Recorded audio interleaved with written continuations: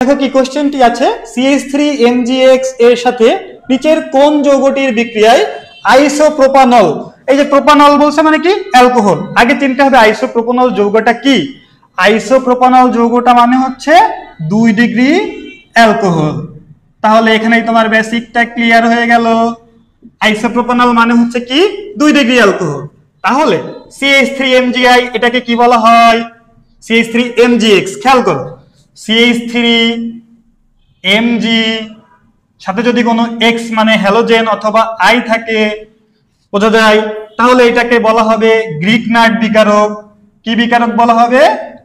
Greek nerd বিকারক, Grignard বিকারক। তাইলে এই কোশ্চেনটি কি এইভাবে আসতে পারে যে CH3MgX এর সাথে নিচের কোন যৌগটির বিক্রিয়ায় আইসোপ্রোপানল উৎপন্ন হয়, এটি না বলে এটাও বলতে পারে যে গ্রিক নার্ড বিকারকের সাথে নিচের কোন যৌগটির বিক্রিয়ায় 2 ডিগ্রি অ্যালকোহল উৎপন্ন হয়। আমি জানি আমাদের এইচএসসি লেভেলে কেমিস্ট্রি অনেকখানি কম করা হয়েছে, যার কারণে অর্গানিক কেমিস্ট্রিতে আমাদের একটা দুর্বলতা থাকে। সুতরাং আমরা প্রথমে বেসিক থেকে স্টার্ট করব, এরপরে শর্ট টেকনিক শিখব। সো চলে যাও গ্রিক নার্ড বিকারকের সাথে অ্যালকোহলের বিক্রিয়া। জাস্ট এ মিনিট, খেয়াল করো সবাই মনোযোগ দিয়ে। তাহলে একদম প্রথমে বিক্রিয়া HCHO বিক্রিয়া করবে কার সাথে?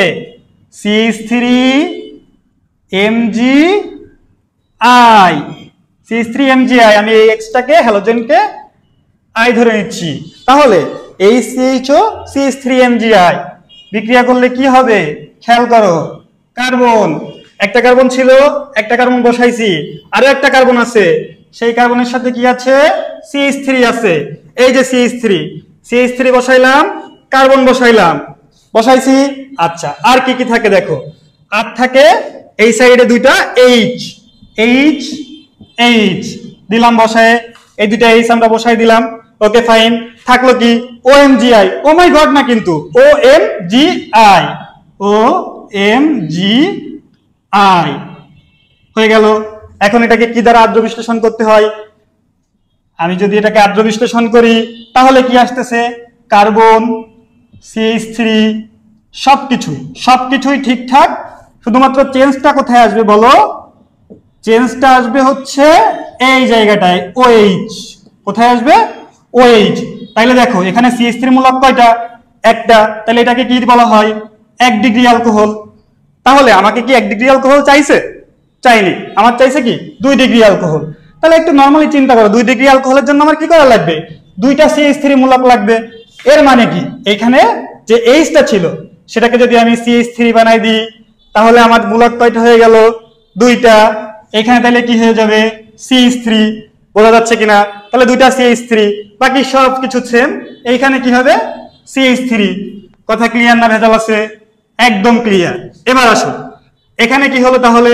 2 কার্বন। এবার ধরো তুমি 3 ডিগ্রি অ্যালকোহল উৎপন্ন করতে যাবা। 3 ডিগ্রি অ্যালকোহল উৎপন্ন করতে গেলে আমাদের এখানে কি করা লাগবে? জাস্ট এটা মুছে দাও। মুছে দিয়ে কি হবে এখানে?